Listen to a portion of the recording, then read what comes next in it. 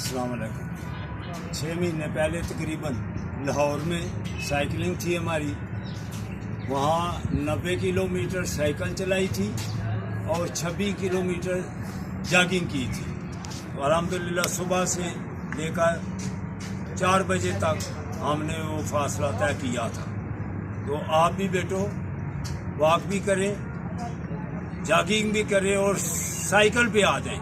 गाड़ियाँ और स्कूटर जो है उन्हें छोड़ दें आप, फिर इंशाअल्लाह ताला आप फिट रहेंगे। अस्सलाम वालेकुम।